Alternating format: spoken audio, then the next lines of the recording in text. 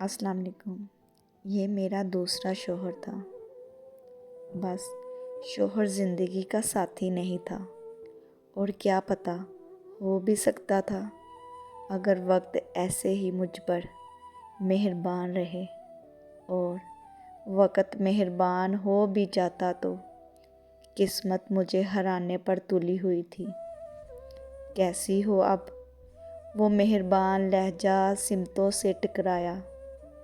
ٹھیک ہوں، تھوک نکلتے ہوئے میں بامشکل ہی بول پائی تھی۔ آنسوؤں کا پھندا تھا جو گلے میں اس قدر چبھ رہا تھا کہ اب خارش ہونے لگی تھی۔ کھانا لایا ہوں، میز پر لگا دیا ہے، آؤ کھا لو۔ میرا ہاتھ تھام کر مجھے اٹھانے لگا تھا۔ ایسا نرم لہجہ، اتنا میٹھا انداز، یوں تو کبھی کسی نے میرا خیال نہیں کیا تھا۔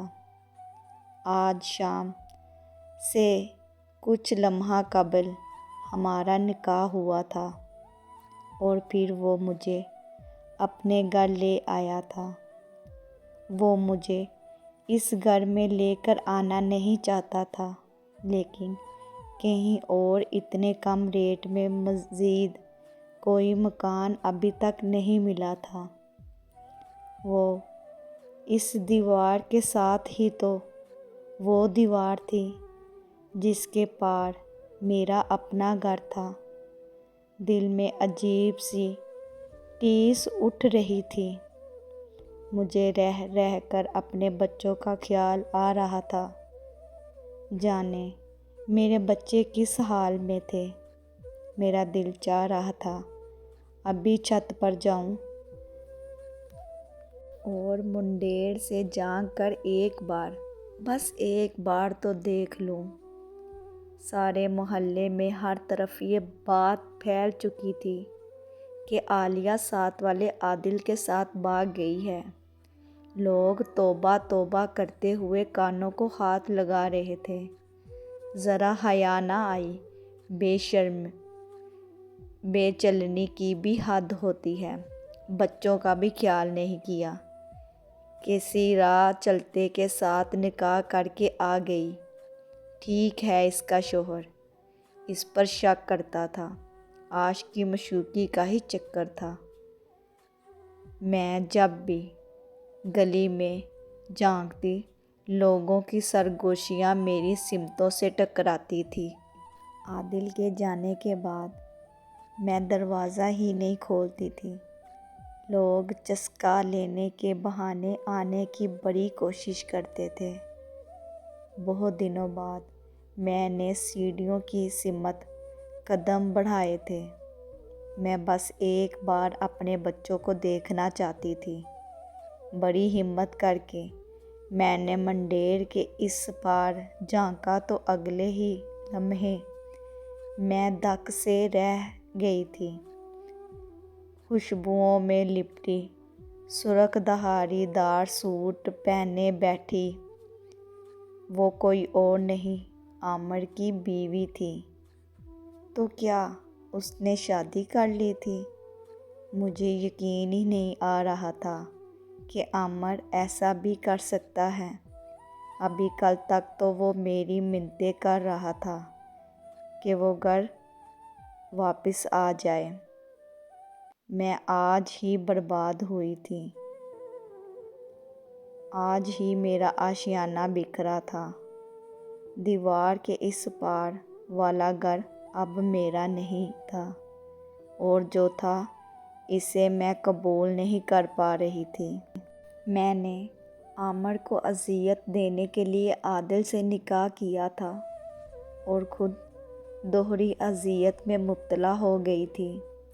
ایسی اذیت اور رسوائی تو مجھے تب بھی محسوس نہیں ہوئی تھی جب میں نے گھر میں ہنگامہ مچایا تھا۔ شادی کروں گی تو بس عامر سے، ورنہ کسی سے نہیں۔ بے خوف ہو کر میں نے اماں سے کہہ دیا تھا۔ اماں کا بس نہیں چل رہا تھا کہ میرا منہ نوچ لیتی۔ وہ کبوتر باز ایک نمبر کا نکما آوارہ ہڈ حرام، اور وہ تو ہماری برادری کا بھی نہیں، ہم سے الگ ہے۔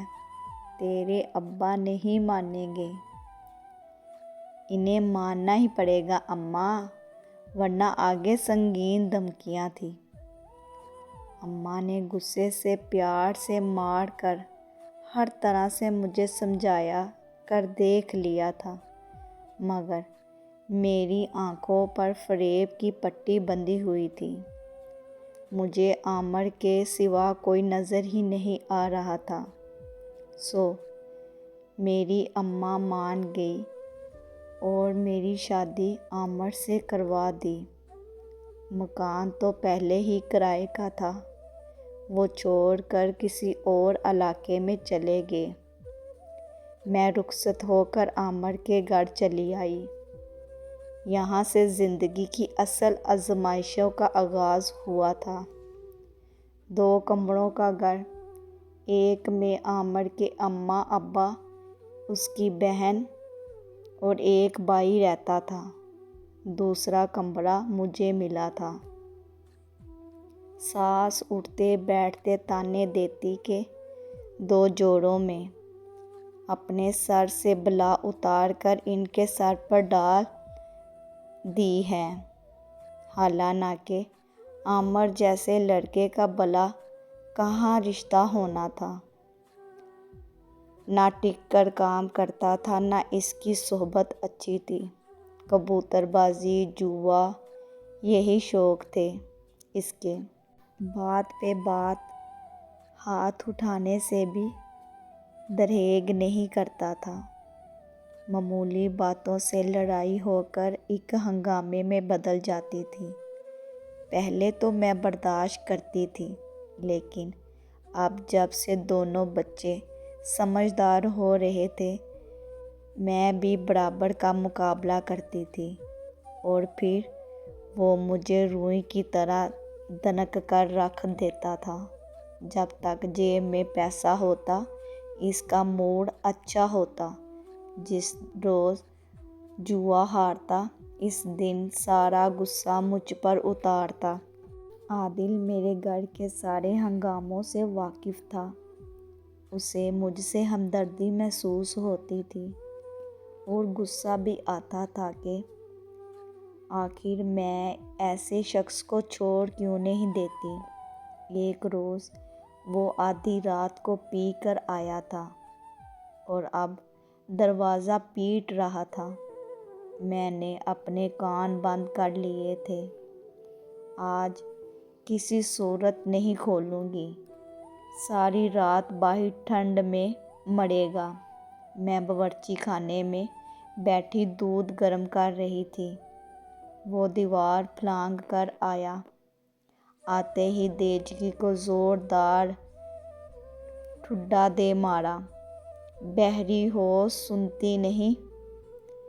وہ میرے سر پر کھڑا گرج رہا تھا، دودھ کی دیچکی اڑیلتے ہوئے۔ میرا پاؤں جھلس گیا تھا۔ ساری رات میں درد سے تڑپتی رہی تھی۔ اگلے روز عادل سے رہا نہیں گیا۔ وہ منڈیر کے پاس چلا آیا تھا اور پائیوڈین نکال کر اس نے میری طرف بہرائی۔ تم اسے چھوڑ کیوں نہیں دیتی؟ کیسے چھوڑوں؟